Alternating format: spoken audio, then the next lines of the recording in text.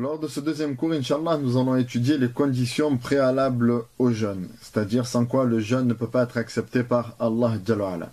Sachant que dans le madhab de l'imam Malik, rahmahullah, les conditions sont de trois sortes. Quelle que soit l'adoration, les conditions sont de trois sortes. Il y a les conditions dont l'existence est indispensable pour que le jeûne soit obligatoire, les conditions dont l'existence est indispensable pour que le jeûne soit valide ou alors valable. Le premier est obligatoire, le second valable. Et la troisième catégorie de conditions, c'est les conditions dont l'existence est indispensable pour que le jeûne soit à la fois obligatoire et valable. Un exemple pour la première catégorie de conditions, la puberté. L'enfant pubère, s'il jeûne, son jeûne est accepté, bien qu'il ne soit pas obligatoire pour lui. Alors que la deuxième condition, le non-musulman, s'il jeûne, son jeûne n'est pas accepté, bien que le jeûne soit obligatoire pour lui. Et la troisième catégorie de conditions, on va prendre le cas de la femme en période de menstrue. Le jeûne pour elle n'est ni obligatoire, et même si elle veut jeûner, le jeûne ne serait pas valable pour elle.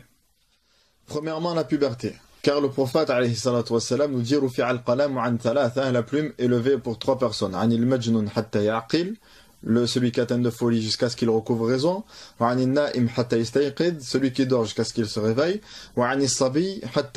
et l'enfant jusqu'à ce qu'il devienne pubère. Donc, d'après ce hadith, le jeûne n'est pas obligatoire pour l'enfant, car l'enfant n'est pas considéré comme étant responsable. L'enfant n'est pas considéré comme étant responsable, de ce fait le jeûne n'est pas obligatoire pour lui. Mais si l'enfant est amené à jeûner, il sera quand même récompensé pour ce jeûne-là, bien que le jeûne n'est pas obligatoire. Ce qui nous permet de différencier la première catégorie de conditions et la seconde et même la troisième. Donc ici, le jeûne n'est pas obligatoire pour l'enfant, jusqu'à ce qu'il devienne pubère. Quand l'enfant devient-il pubère? L'enfant devient pubère lors de l'apparition de trois signes, de l'un de ces trois signes. Premièrement, al-ihtilam, wa huwa inzalul mani. Premièrement, c'est la puberté lorsqu'il y a écoulement. Wa yashtariku fiha ad-dhakar wal-untha. Et dans ces trois signes-là, le garçon comme la fille sont concernés. Donc dès lors qu'il y a l'écoulement, yaqdatan ou nauman, qu'il soit en état d'éveil ou alors qu'il soit endormi, dès qu'il y a l'écoulement du liquide spermatique, l'enfant est considéré comme étant responsable.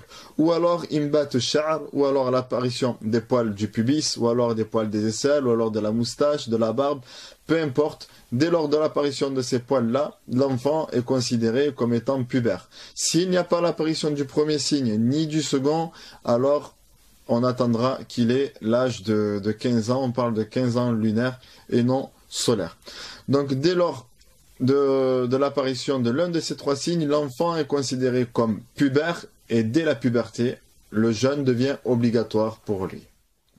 Question: si l'enfant devient pubère en pleine journée du mois de Ramadan, c'est-à-dire qu'il se rend compte de sa puberté en pleine journée du mois de Ramadan, doit-il rattraper ce jour-là et doit-il jeûner le reste de la journée?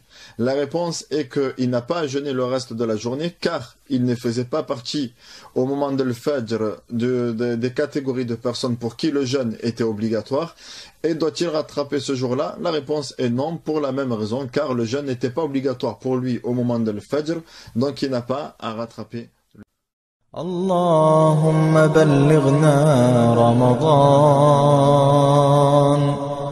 Allahumma ballighna Ramadan. Allahumma ballighna Ramadan. اللهم بلغنا